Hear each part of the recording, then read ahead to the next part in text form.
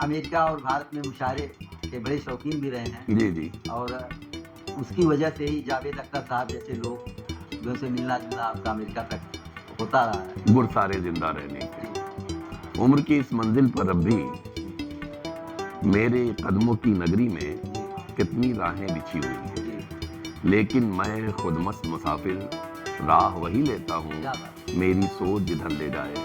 शायद ये भी सच है, लेकिन अक्ल अमल के सारे तरीके गुरसारे जिंदा रहने के ये जीवन ही सिखलाता है। आपको यह सुनकर हैरानी होगी कि कुछ दिनों पहले अप्रवासी संदिग्ध भारतीय नागरिकों को अमेरिकी सैनिक विमान से बेड़ियों में जकड़कर भारत की धरती पर छोड़ा गया।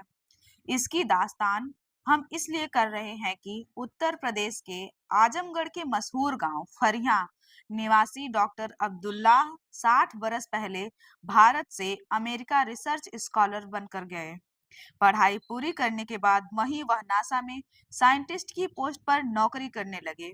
नासा में कार्य करने और अमेरिका जैसे अति आधुनिक देश में रहने तथा वहां की नागरिकता पाने के बाद भी डॉक्टर अब्दुल्लाह को भारत और अपना गांव फरिया आजमगढ़ हमेशा दिल दिमाग में छाया रहा। अमेरिका में नासा में कार्य करते हुए भी डॉक्टर अब्दुल्लाह को अप्रवासी होने का एहसास उन्हें एक कवि और शायर बना दिया। डॉक्टर अब्दुल्लाह साहब ने अमेरिका में अप्रवासी भारतीय लोगों की एक बड़ी सोसाइटी बना दिया। अप्रवासी नागरिकों पर उनकी एक बहुत चर्चित कविता है जिसका शीर्षक है गुरसारे जिंदा रहने के।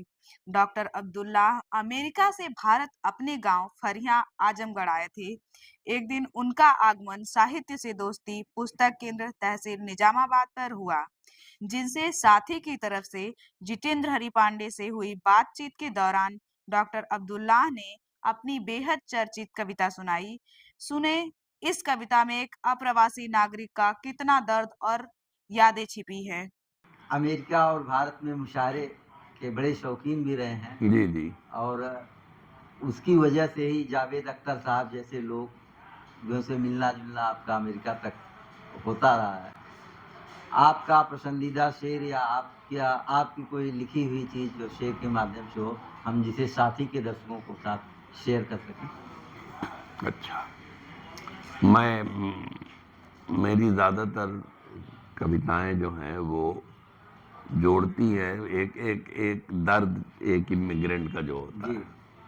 मैं आपको एक वो सुना देता हूँ, एक छोटी सी नज्म है, गुरसारे जिंदा रहने जी। के। इमिग्रेंट मतलब अप्रवासी, हाँ, जो अपने देश छोड़कर छोड़ के दूसरे जो देश है, में बस जी, जाते। जी, जी। गुरसारे जिंदा रहने के। जी, उम्र की इस मंजिल पर अब भी जी, मेरे कदमों की नगरी में जी, कितनी राहें बिछी हुई हैं, जी, लेकिन मैं खुद मस्त मुसाफिर, राह वही लेता हूँ, क्या बात है! मेरी सोच जिधर ले जाए।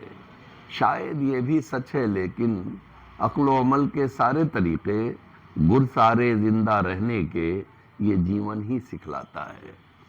मैं एक निरा गाउदी बुद्धू, गांव की गलियों का एक बालक, एक कच्चे आंगन का पाला, खेतों खलिहानों में खेला, ओक से पानी पीने वाला, पगडंडी पर चलने वाला, सदियों पुरानी भोली भाली कदरों की एक वजनी गठरी अपनी पुष्ट कब से ला दे, नए तमद्दुन की सड़कों पर दौड़ के चलने की कोशिश में गिरता पड़ता मारा मारा चलते चलते थक सा गया हूँ।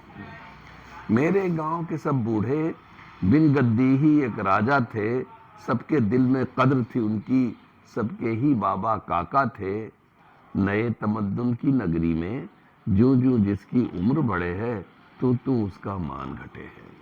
बाबा काका मामा चाचा नर्सिंग होम के बासी बनकर एक अकेले बैठ के दिन भर रह तकते हैं कब अब्दुल्ला जैसा गांव का कोई बालक सदियों पुरानी कदरों की एक वजनी गठरी पुष्प ला दे, पास आकर उनको पहचाने, कुछ एक घड़ियां साथ गुजारे, दिल बहलाए और दुआ ले।